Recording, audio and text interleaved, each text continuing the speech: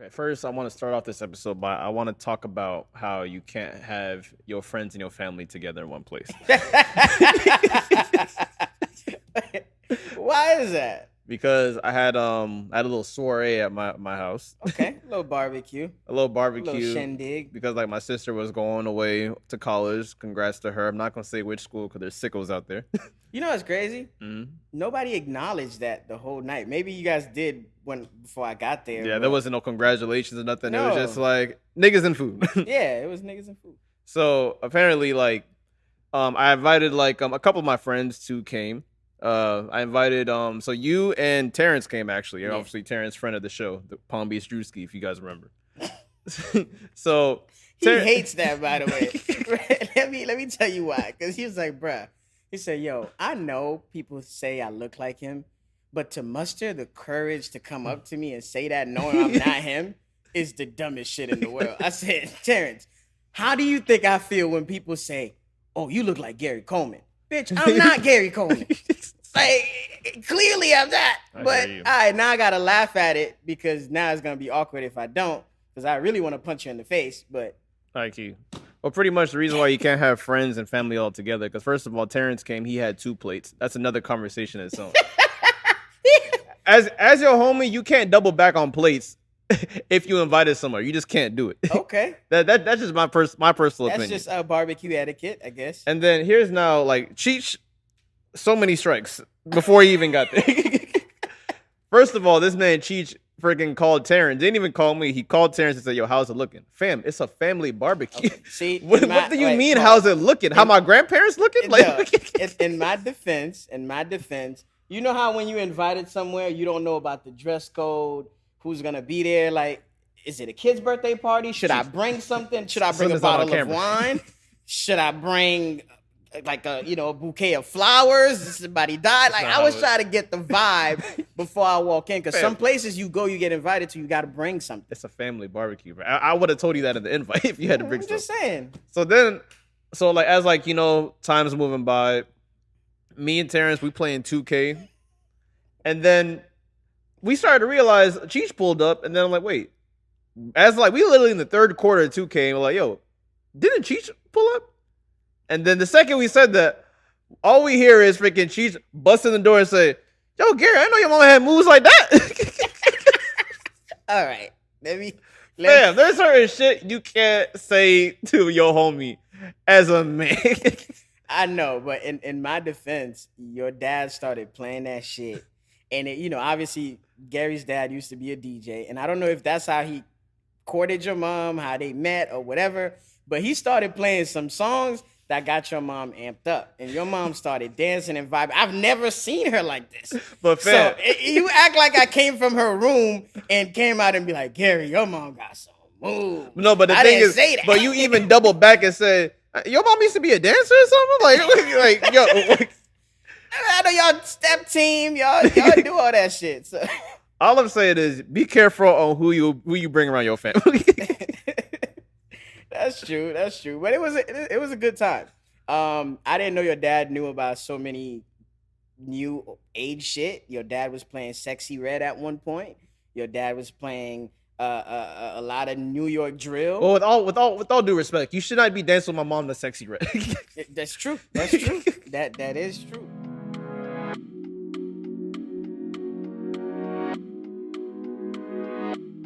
Welcome to another episode of These Are the Aesthetics.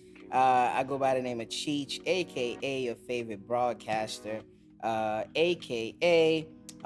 If you see me around, you don't have to offer me no crack or coke, man. Just a shot of Hennessy is fine. Where do you be doing on your weekends? I'm just saying, bro. You'd be surprised out there. You go somewhere, niggas just openly, hey, you party? No, I don't. A.k.a. Yeah, man. Just catch me outside, man. I'm trying to ingratiate myself with the people, man. I'll be around. So. Well, I go by the name of Gary, aka In Gary We Trust, aka the full-time light skin, aka the real podcast Poppy is officially back in the chair. Okay, all right. So yes, I do apologize the fact that I wasn't here last time. I had a little cold, and with times like this, I know our producer has a newborn. I don't want to get anyone sick, so I just took the proper precaution and stayed my ass home. That was very respectful, by the way, because you know you don't know nobody's situation. You're not trying to get me sick. Everybody got jobs and bills to pay for. So that was very considerate of you, Gary. Yeah, because meanwhile I'm at work, I'm realizing that like my tonsils are getting a little swollen. My low key starts shaking like a stripper. So I'm like, you know what? Stay my little ass home. X, just send the episode to the drive. But by the way, like, how you doing? I'm good, man. I want to say on a scale of 1 to 10, I'm at a 6.5, 7 today. I've been dealing with a lot lately. I've been getting used to a lot of things, and you know how they say that birth or death changes you. I want to add another one to that. Like beefing with your girl could change your mood, could change the outlook that you have on life. If you know you're in a relationship, yes. Yeah, if you know you're in a relationship. Just a breakup could also like kind of like fuck you up as well. I just want to say that. But lately I just been I don't know, I've been surviving. I've been adjusting, a lot of self-reflection, self-assessment. And I don't know, I'm just trying to be a better version of myself while acknowledging some of my past mistakes and trying to be a better guy for Cheech and for everybody else around me, man. Oh, maturing. Yeah. Oh man, that's another topic, by the way. But yeah, I hate to start the show sounding like this because a lot of you guys don't know that side of me. But yeah, I mean, I care a lot about things. I'm very passionate about the relationships that I have in my life. So sometimes when one of those things get affected, it affects me, you know? Yeah, So, you human. yeah, of course. Well, I hope everything gets better for your sake. I'm working on it. On it. You know what? And I like the answer. Working on it. Yeah. Yeah, but like I said, I'm doing all right. I'm feeling a lot better, and I just can't wait to pod. We got a lot of shit to talk about. For sure. And I heard your little comments saying that, oh, of course Gary didn't show up. Utopia didn't come out yet. Of course he's here. Of course he's gonna show up this episode. I mean, that's just one of the things. Everybody got their shit, and you do love Travis. We all love Travis, but you might like Travis a little bit more than me. So obviously, since we did mention it, let's get into the music. A lot of new music came out. For sure. And of course, we got to start with the blockbuster. Travis Scott did release his 4th album, Utopia. And I actually want to get your take on this first, actually. Really? Yes. The album is, it was, I want to describe it as a I'm not going to go on the limb and call it a masterpiece yet. I got to give it a couple more listens, but it's definitely refreshing because the sound lately has been trying to cater to the new kids, try to make TikTok rage music. Rage music, festival music, and a lot of artists have been trying to make things that kids can dance to and make videos to TikTok. And you know, somebody like Travis, who obviously went through a lot in the last 5 years. You know, an example of that, which is the Astroworld disaster that occurred a few years ago. He had a lot of time to himself to think, to reflect, to assess, and to put a lot of things in perspective. And I want to say every track on this album was uniquely different. There's at least 2 or 3 beats per song. Yeah, pretty much. A lot of money was a lot of money was spent, feature heavy, and it was just a breath of fresh air. And I think it's one of those releases that had everybody tuned in at midnight. You feel me? It was the same feeling you get when Drake or Future drop or Chris Brown drop, because everybody was just waiting to hear what Travis was working on. And surprisingly, nothing sounds old, you know? Yeah. The number one critique that I've been hearing is that it sounds like a baby Kanye version. A baby like, Yeezus. A baby Yeezus, you know. But the influence is there. I mean, that's the same camp. They're friends. They're frequent collaborators. So I wouldn't expect nothing less. But you could tell that he took his time with this album.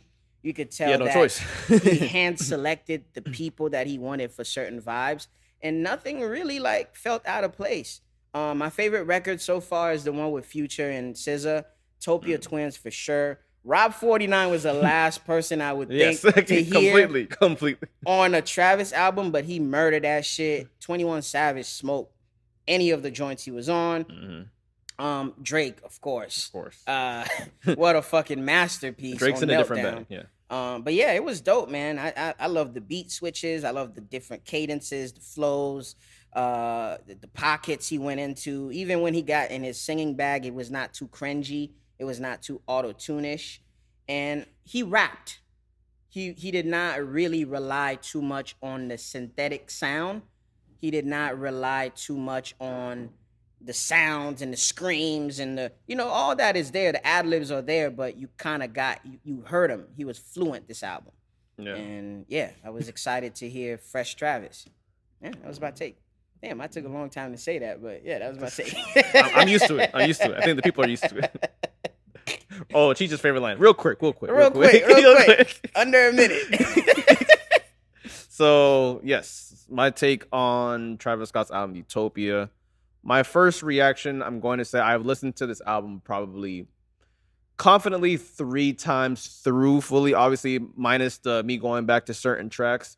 And I would say I really do like this album. I would not say I'm completely in love with it yet because I haven't really had the full experience listening to this album. Like I have yet to have that long drive playing it in the car with the... Go to a show, a concert, tour. I don't know if I'm going to the concert yet because Travis is kind of on that pop level where it's like I'm pretty sure the ticket prices are going to be like ridiculous. I think, nigga, you going to go. Stop. Who knows? If he comes down here, we going. I don't know what you're talking about. Just say it. But yeah, so what I like about this album is that I do see that Travis is putting in effort, which a lot of these artists aren't doing now. I did hear a lot of the critiques that like this sounds like a baby Yeezus, even though people forget Travis worked on Yeezus. That's a fact. But there's a lot of tracks that I do like. My favorite ones for sure.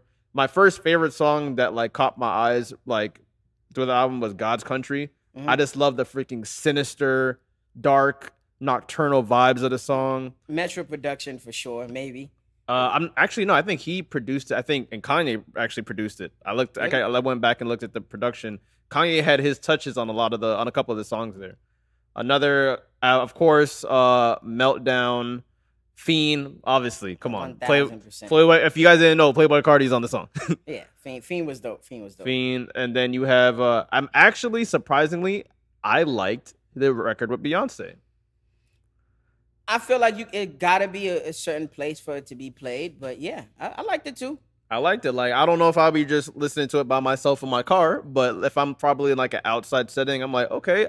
This song is like one of those songs that forces you to move your body. Like you have to dance when the song is on. Gotta be outside on vacation somewhere. Exactly. Of course, Utopia Twins. That shit is crazy. Like, what kind of took me by surprise, the 2 songs that kind of like blew me away is My Eyes and then the Parasail song. A lot of people didn't know, like, this is why like Travis Scott is Travis Scott, because he's not just an artist or a rapper, he's a curator. 1,000%. He's kind of like, people won't say it, but he's kind of in that realm where it's like he would be like a Calvin Harris, DJ Khaled. I'm just gonna bring up the Avengers. You're not even gonna know exactly who's gonna come, but when you hear the product, you'll be like, oh shit, that happened. Bro, Paris still had Young Lean and Dave Chappelle. Yeah. Like, what the fuck? What like, an odd mix. Who thinks of that? But it sounded dope. And then even the record K-pop, I didn't even care for it as much at first. But it's like, listening to the album, I understand why that was the #1 single. Mm-hmm. But like I said, I'm not in love with the album. My only critiques with the album is that, like, Travis is not really transparent in this album. Okay. If that makes any sense. Like, I think what kind of bothered me and bothered a lot of the people on the internet was that he didn't bring up the Astro Fest not once in any way, shape, or form. Even though I know people's first take is, oh, he's still on trial. He can't say anything. But then again, what was Gunna's excuse for still mentioning it while the trial is still going on? True.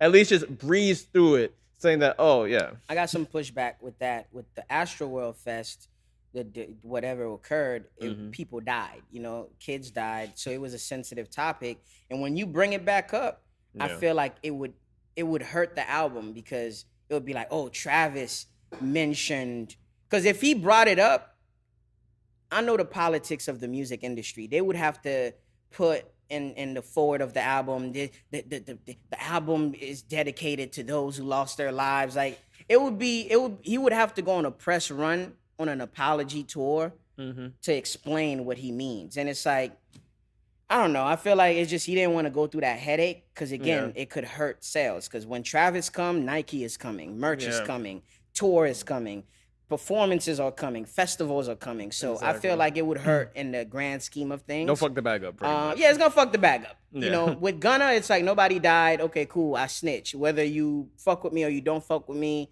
I'm gonna be okay. Well, someone died in the trial, but yeah, Well, I know, but I'm just saying, like, not a widespread of people. When kids are involved, older people are involved, animals are involved, you know how America feels. That's true. Especially when white people get hurt.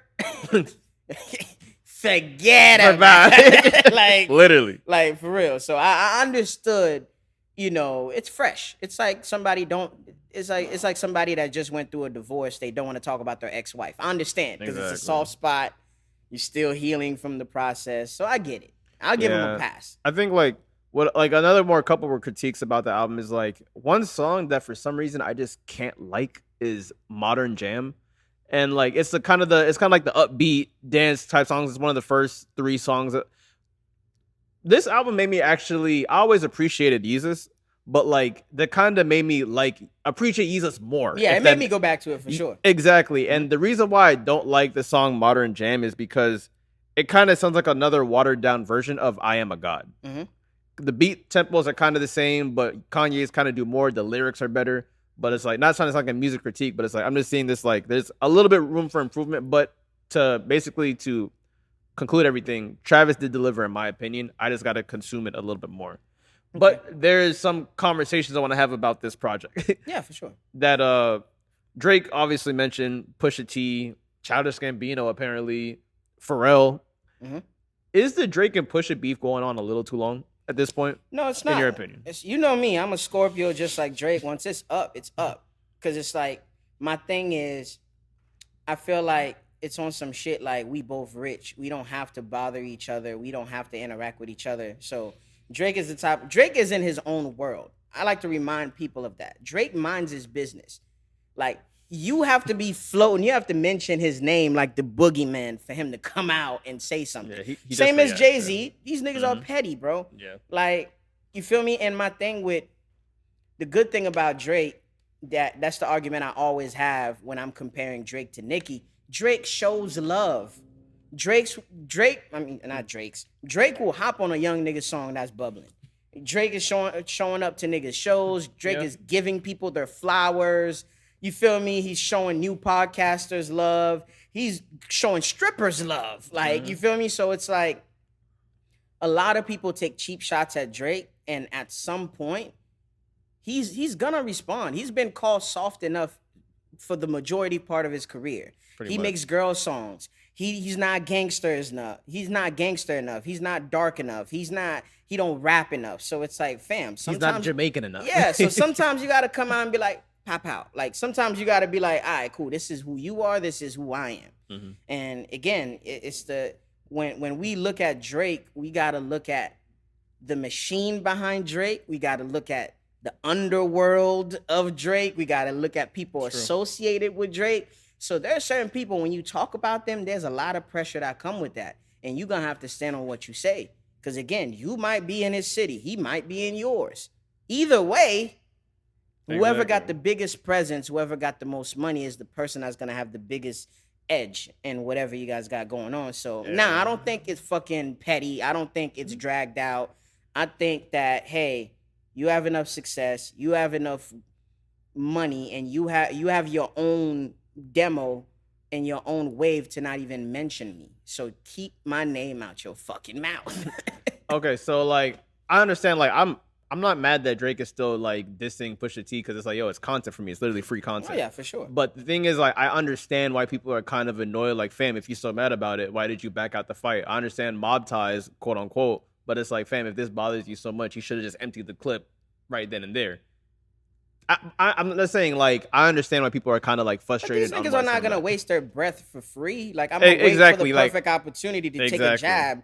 And what a better platform to do it on like highly anticipated Travis project. Exactly. Bro, Pusha T and Drake are masters of their class. The fact that like people don't talk about enough that Pusha released a diss track on an LV fashion show runway that's fly as fuck. Yeah, that is fly as fuck. Bro, and like even like real quick is like, bro, I want to get your opinion on this. We need to bring Travis Scott into homie court just a little bit. Just a little bit.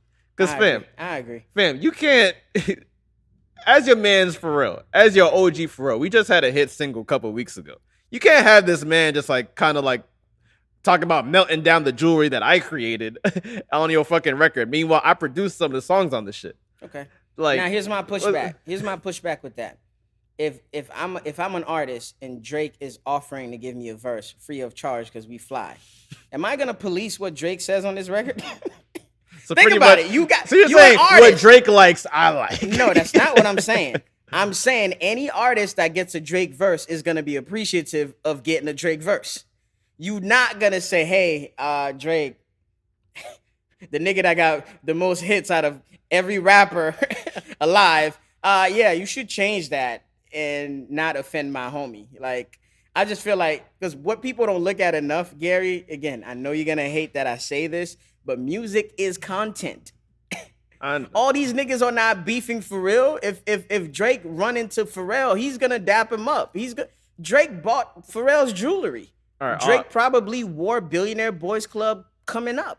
With all due respect, if I'm on the Joe Rogan podcast and Joe Rogan's talking crazy about your name, I'm not gonna fully let it fly if I'm on set. You gonna defend my name, but I don't expect you to walk out the interview and saying, "Hey, yo, you don't like my homie, so I don't like you." You feel me? We all adults. You feel me? Niggas is grown. You could pick and choose your battles. I just feel like it's a Drake verse. Nobody I know is gonna turn down a Drake verse. I understand. If you weren't a Drake fan and Drake want to do this podcast, you are gonna have to suck it up and let Drake rock out. I get it. I get it. All I'm saying is just like. But that was foul though. That was foul. A little foul. And even that situation made me even kind of like feel for Kanye in a way when Kanye openly said, "Yo, I ain't fuck with sicko mode." How the fuck you literally, bro? We have kids who are cousins, and you letting this nigga talk about murdering me. True. But I'm pretty sure looking back at it, I understand a little bit more now. I sympathize with that, but I'm pretty sure Travis went through the proper channels. I'm pretty sure he played the verse to Pharrell, and Pharrell was like, "Yeah." He's like, "Oh, well.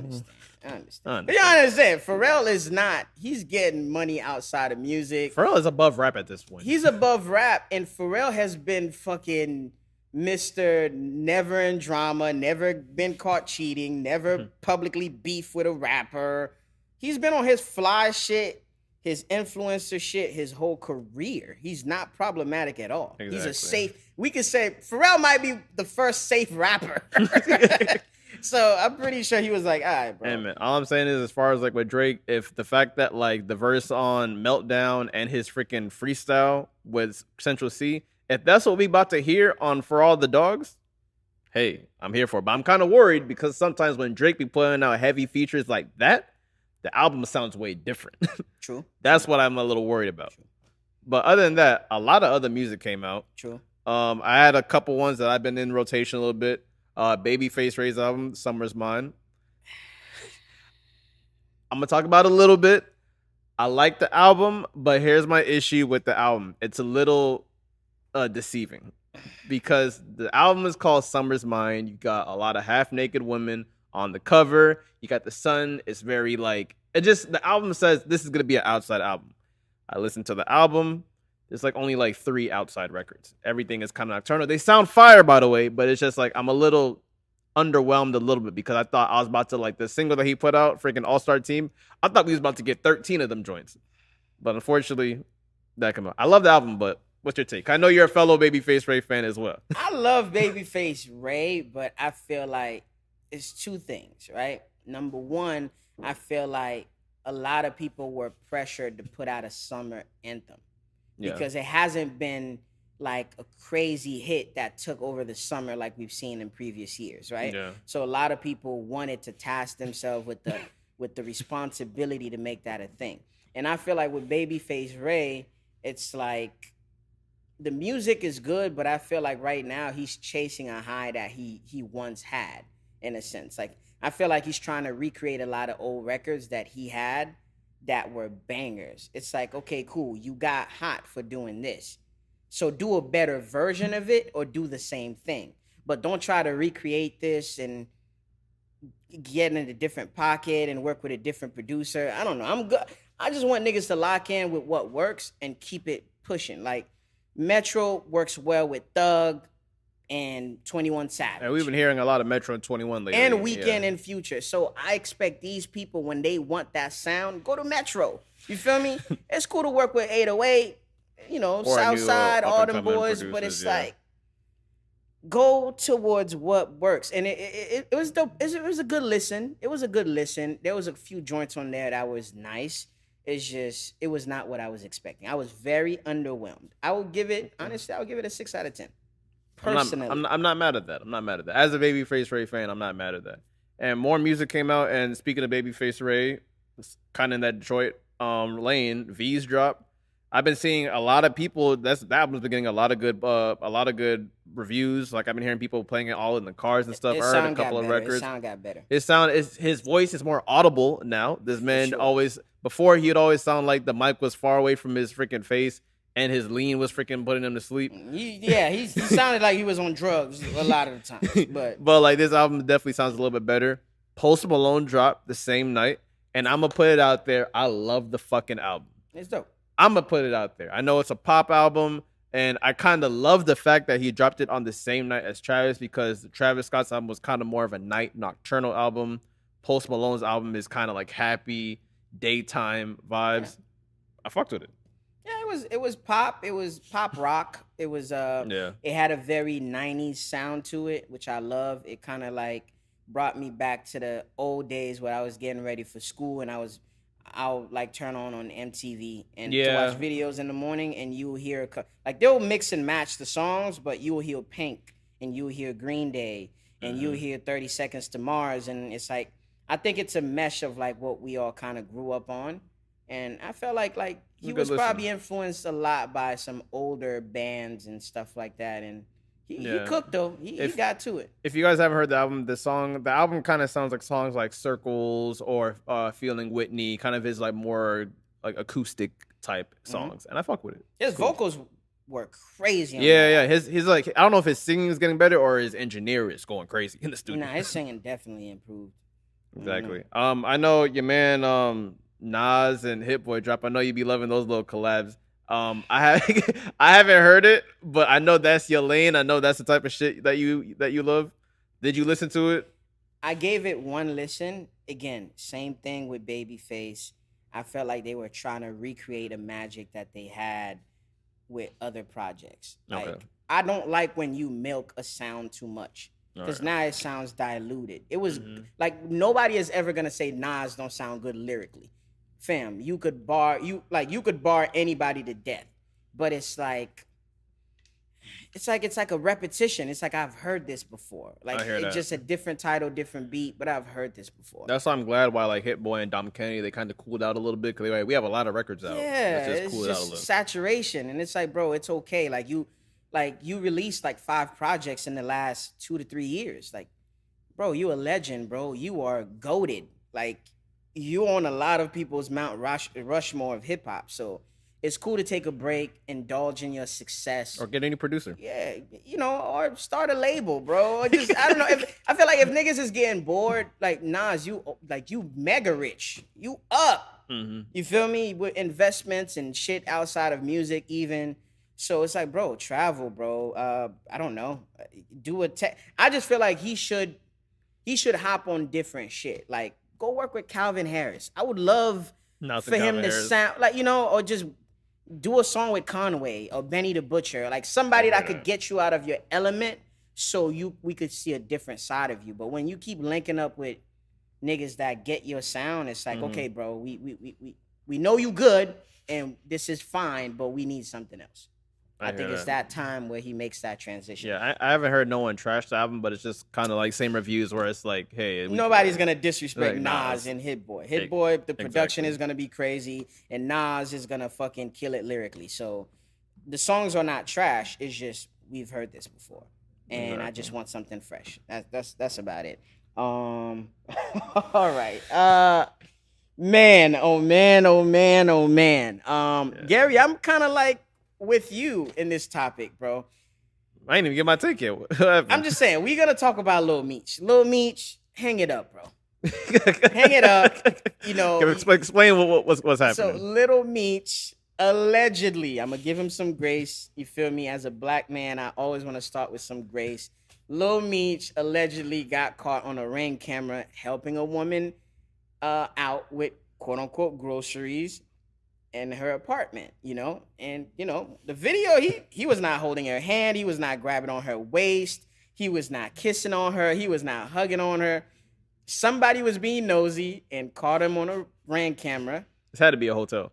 No, it was an apartment complex. It was an apartment complex. Complex. And, he went in after a few minutes, like 10, 15 minutes later, he went out.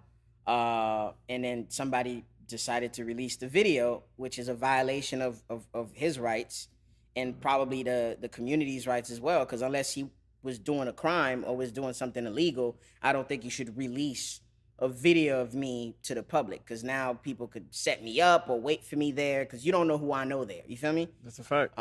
So first of all, I want to say that it was a violation of his privacy, to give him some grace. And two, we don't know who that woman is before we start assuming.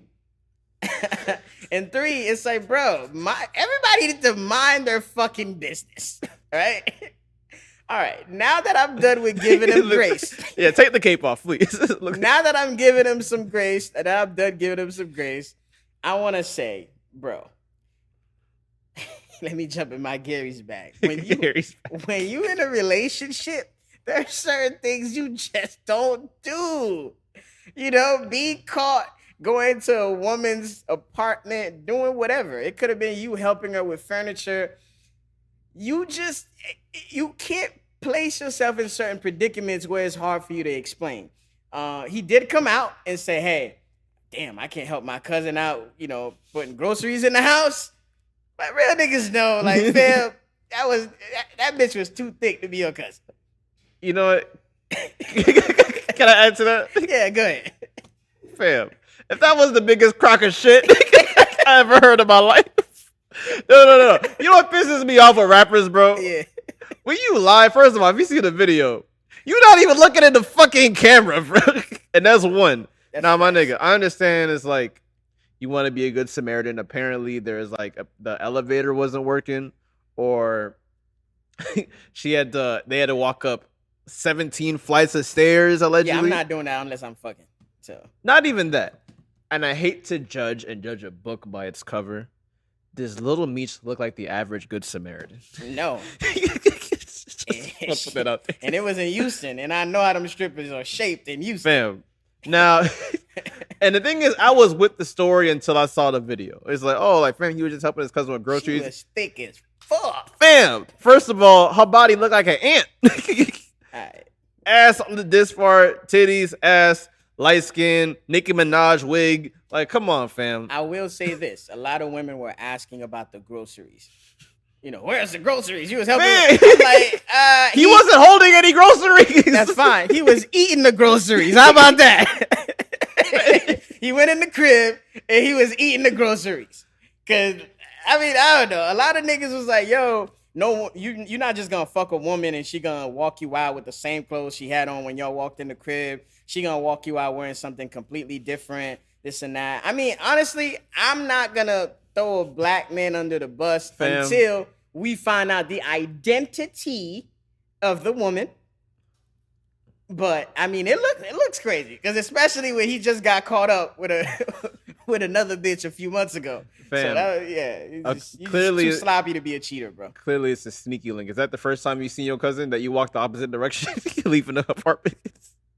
I read a lot of things about this, bro. Listen, bro. Like I said, bro. The fact that he was there by himself with no security, I feel like it's somebody that he knew. I'm not gonna say like, oh, that was his cousin, that was his sister, or whatever, but that was not a good alibi. Like, to me, I would have just ignored it and then addressed it in a different way. But yeah, Summer Walker came out, because that's currently his girlfriend, and was like, yo, X maybe. I'm tired of being Jada Waiter. I'm tired of, cheating ass niggas. I'm in my villain era, this and that. But I'm like, bitch, you know what you signed up for. Like, I tell people all the time, like, he's 23 with a bag. Like, How old is Summer Walker? she's in her late 20s. She's in her on. mid 20s, Like, and like I said, I hate to judge a book by its cover, but he's getting a bag. He's on one of the most popular black TV shows. His father is Big Meech. He comes from a bloodline of gangsters. Fam, his clout has been crazy his whole life. Yeah, bro, it's tough, man. They look good together, though. I'm not gonna lie, they did look good together. Yeah, Summer Walker and him. I mean, like I said, man, it's just, I don't know, man. My thing is, I'm on your side, Gary. Like I said, if you're not ready to be in a committed relationship, don't be. You feel me? I'm actually surprised by your take. Nah, I'm just saying because my thing is, you doing more damage than good, and when you do a lot of things like this, it actually hurts your brand, especially with the women looking. Yes, you're a good looking guy. Women are always gonna want to fuck you, but a lot of women are gonna be like, damn, I don't want to be in a relationship with him or want to be associated with him because he's a manipulator, he's a cheater, he's even this and that. So to me, it was like it's better if, and real niggas know, I'm gonna sound toxic as fuck. When you have a girlfriend, you treat her good, you get more bitches. The women are on your dick more. Like, cause it's like, damn, he treats her that good. He's a good nigga to her. Like, oh man, I can't wait for her to fuck up. Like, you're a little more desired. Yes, it's the t-shirt effect. You more desired in a relationship. Why do you think married men cheat a lot? Even statistically, it's just like, bro, the ring shows stability. It shows you gave a woman a title. It shows that you able to provide, protect, and do other things. Like, bro, you get way more shows pussy. Commitment. Yeah, it shows commitment. So you get way more pussy being a good guy, bro. People adore Boris Kojo. You feel me? People adore Denzel for years, knowing that they could never get with him. People love Michael B. Jordan, knowing that he's a relationship type of nigga. But guess what? You kind of got to keep your image clean because, again, when you go on your press and your promo runs and shit, a lot of the shows, when you doing them, you sitting down with women. And you don't want women to have animosity towards you for being an ain't shit ass dude. You feel me? So stop moving sloppy. And if you want to cheat, it's either one, get a bitch that like girls, or just stay single, bro. You can fuck as many girls as you want, and nobody's going to say anything about it because guess what? You living your best fucking life. That's my only thing about this. And cheating, cheating, my last thing. Cheating is not for everyone. You have to be a prolific, a sniper, a killer to actually, like, you feel me? Like, and even if you're gonna cheat, not saying I have experience, but it's like, can you put a hat on? Like, bro, niggas use a ski mask to rob niggas. Use a ski mask to go to that bitch apartment. What the fuck? Nigga, you showing up as Lil Meech? Big ass chains on BMF. That wasn't me. Fam, wear a hoodie, bro. If I'm cheating, bro, I'm wearing a hoodie, ski mask. I'm clearing my call logs. But you wouldn't cheat. Of course not. I'm a good nigga. I would never cheat. I would never disrespect my queen like that. Never. Ever. I don't even know how to spell cheating, to be honest with you, to keep it a buck. But yeah, bro, it's crazy, bro. It's crazy. It's the evil world we live in. Yeah, man, that's wild. Oh, but we had to look guilty as fuck. But we had to talk about this other topic that's actually is very recent. And apparently Lizzo was getting sued by a couple of her former dancers that was on tour with her. Okay. And I don't know if you read up on the story that apparently Lizzo some of the dancers came out and said that Lizzo was being like Lizzo was body shaming her plus size dancers. Apparently she was calling them names. She was sexually harassing them as far as like forcing them to go to sex shows. And then apparently like some weird shit where it's like, in Amsterdam, if you've never been to Amsterdam, I never have been, but Amsterdam, it's kind of a different world. It's like a different element over there where it's like, as far as rules and sex, they have just different shit where it's like you can go to sex shows, and apparently like she was forcing them to eat like freaking bananas and shit out of their vaginas. Or I don't fucking know. Some weird shit was going on. Religious issues. So apparently Lizzo was just overall just mistreating everyone on set. Now, I want to say this is like not saying that it's true. No facts have been coming out, but this can really tarnish her reputation and her career moving forward because this fam is like, yo, Lizzo, you kind of came on the scene saying as a hey, be beautiful in your own way, don't body shame, like then how can I say you need to practice what you preach. Yeah, for sure. And what's one quote I love to tell you is that you can't expose you can't expose anything if you live your truth. Facts. I mean, Lizzo came on the scene. She always played the body positivity card, always the women empowerment thing. She's always been a forefront of that movement. And my thing is, a lot of people. This is why I don't look up to influencers and celebrities like that, because we don't know these people in real life. And a lot of people are being phony for the bag. A lot of people are changing who they are to get a bag or to get ahead.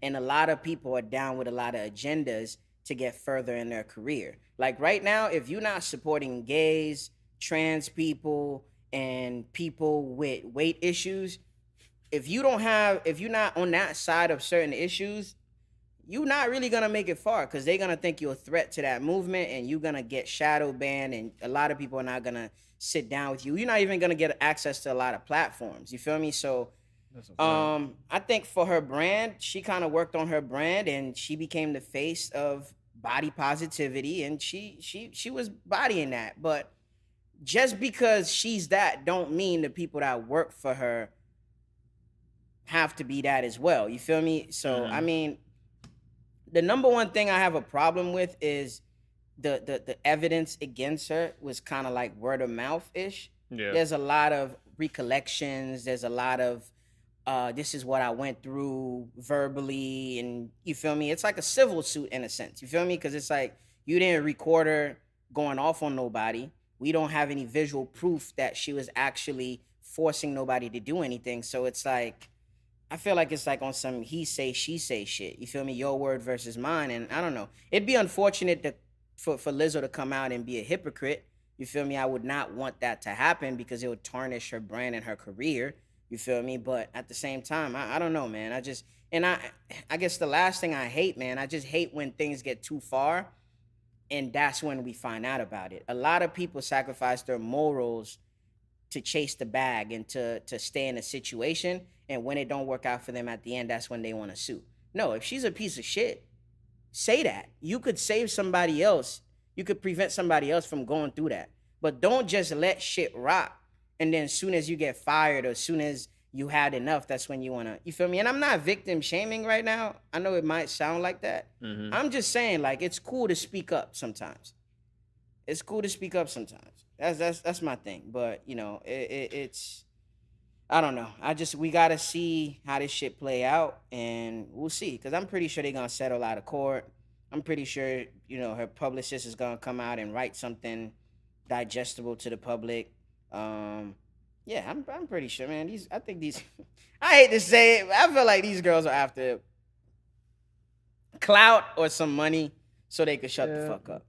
I hear you. Like, one thing that kind of like upsets me about this story is that we see this type of like stories like literally everywhere. It's like what bothers me is that like it's when like the person who's probably gets bullied their whole life ends up being the bully. Mm-hmm. And if it's true, that's what the story like looks like. And then all I'm saying is, bro, like treat people how you want to be treated, and just you can't shit on someone to get to the next level. I just want to put that message out there. For sure. But one real quick, I'm gonna kind of gloss over because there's not really a lot of like there's not really a lot of evidence of what's going on. But like rest in peace, Angus Cloud. Okay. Hopefully I'm saying his name right. But yeah, he was a big actor on hit show Euphoria. We've seen him. He was like the ginger looking dude. Apparently he was like the drug dealer of the show. Mm-hmm. And he recently passed away at 25. And there's not really a lot of stuff on why, but people have been alluding on as to why he probably is gone, because they said like obviously the story comes out like, oh, he was suffering from depression, anxiety here and there. Apparently his dad unfortunately passed away like last week as well. So we don't know what he's been going through or how he's gone. But one thing I want to say on the situation where it's like, yo, it's just kind of crazy how like sometimes if someone who wasn't looking for fame became famous just like that. because a lot of people don't even know that, like, yo, this dude was literally walking to work one day, and literally like a TV caster literally said, "Hey, I need someone to like do this role for the show, and you have the look. Can you please audition?" And just like that, this man quit his job and had a flight to California to do an audition and got the role. So just like that, he became an overnight sensation, kind of. Mm-hmm. So it's just like I'm gonna say is, yo, that fame shit really not for everybody. True. There's rumors that he self-transitioned. Nothing has been concrete yet. Not a lot of evidence have been out on why, the cause of death, pretty much. And I don't want to spew any false information out there. But with the fame thing, man, I think I understand when you've been thrusted in a situation that you are not ready for, but that's why your circle have to be stronger than you if you're not strong enough, if that makes any sense. Yeah. You feel me? You need the publicist, you need the manager, you need the public relations people, you need an assistant, you need people around you to not be yes men, to tell you, hey, you need a social media manager, pretty much. You need somebody to run your social media, because a lot of people don't want to be consuming too much hate or too much love. You feel me? Because it gets to their head and shit like that. So I feel like, man, overall, man, us as humans, we have to filter and we have to limit the use of social media, what we take in, what we take out, and our exposure to certain things. Because again, all this information and everything we take in, like some of it might have an effect on your mental health. You feel me? Some of us are stronger than others. Some of us react differently than others. So it's like it's unfortunate, but I don't know. I hope this situation kind of helps out the next person in line that might feel the same way or that might have the same storyline as him. Yeah. To not get consumed by success, because 1 week you're nobody working at a deli, the fucking next week you on national TV and you sitting down at The View doing interviews. You feel me? You sitting down with Jimmy Fallon. That comes with a lot of pressure and not enough prep. So yeah, man, take your time with this shit. There's schools that teaches you on how to deal with that. And again, you don't have to, just because you famous, just because you're an influencer, you got clout, you don't have to be at every scene. You don't have to be at every party. I know you got a name and an image to uphold, but it's like, I'm with the old Hollywood shit. The less, I guess, available you are, the more people are like yearning for you to come back. We don't hear or see Denzel Washington unless he got a movie to promote. You don't hear or see Jay-Z unless he wants to be seen. You feel me? George Clooney, Al Pacino, De Niro, and people, that old Hollywood class, that's how they move. And people even forget that, like, what kind of like wows me about like Frank Ocean's stardom is that this man can be walking and literally on his bike in New York. It's very casual to see him just riding his bike in New York City, but he's the same guy that you will walk past by that Coachella is sold out to see. Exactly. Andre 3000. Literally Andre 3000. Keanu Reeves still takes the fucking train. I see. What's that nigga name? Adam Sandler still hooping in New York. Like he be hooping in Boca. I didn't even know that. He be hooping in Boca, bro. Like freaking what's it called? That's how I know I don't work out. LA Fitness. Yeah, man. I just, like I said, I think it's good for people to filter what they take in, especially if your mental state is not all the way there. I think it's good to set boundaries on where you go and things that you consume and the things that you allow to be in your, you feel me? Because I mean, you playing a drug dealer on TV, so I'm pretty sure a lot of people have been sending you free weed all of a sudden. I'm just assuming. I'm just saying, like, because what you portray is, like, for example, Damson Idris, he played a dope boy on Snowfall. I'm pretty sure now, like, he gets the respect of a lot of niggas that are actually in that lifestyle. Like, bro, you killed that shit, bro. Damn, you know what an ounce is? Damn, man, you know how to chop up a bro. Yeah, but people forget too, like, even though he said that he suffered from like his own personal situations, is that people forget, bro, Euphoria is a dark fucking show. It is. It's kind of like, if you don't know what Euphoria is, it's kind of like the movie Kids, but as a TV show. Yeah. But that's true. So a couple movies, blockbuster movies came out. all the headlines, my Instagram, social media, YouTube ads been promoting Oppenheimer and Barbie. I didn't see either. Did you see either? No, I haven't seen any of them. And I'm not probably gonna see Barbie if I'm not in the company of something soft and feminine next to me. Yeah. I'm gonna need a little vibe to go with. I can't just walk in and sit down and just, you feel me? Like, no disrespect. No disrespect. Shout out to the niggas that enjoy Barbie. Salute to y'all. You feel me? I just can't do it. Can't consume that without. I understand, man. By the way, I see some of y'all niggas trying to blend in one of them Barbies movies by saying, "Oh, bro, it's a messy jersey, bro. That's the reason why I'm wearing the pink jersey. It's a messy jersey, bro." No, you. Believe that. This man is giving me more work.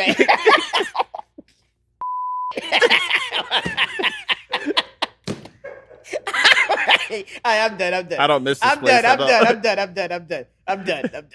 Thank God this is not live, but I'm done. Yeah, you're right. One day these days, we're going to do an Instagram live, and you getting canceled, not me. But out of all the movies that came out... Fish! He's having too much fun over here. He's having too much... Are you done? Are you done? I'm done. Well, out of all the movies that came out, I took the liberty to go out my way and watch the movie They Cloned Tyrone. Have you seen the movie? No, I haven't seen the movie. So I don't give a fuck about your take if you didn't see it. No, I know. I'm not going to have a take. I'm going to probably have a take next week, or I'll tell you how I feel about it tonight. I'm sorry, that was me. I'm not your podcaster. Say what you want to feel. That was me. No, I didn't see enough sensitivity to have an training. opinion, but I trust, my partner in crime over there have a good take on it. All I'm saying is I heard it. First of all, I just heard there's a lot of coonery in the movie. Oh, 1,000%. Okay. If you guys want to know what type of movie it is, I would say it is the better version of the movie Sorry to Bother You with Lakeith Stanfield that was in. Okay, I remember that one. This movie is way better version of that. It pretty much the movie is about a pimp, a hoe, and a drug dealer.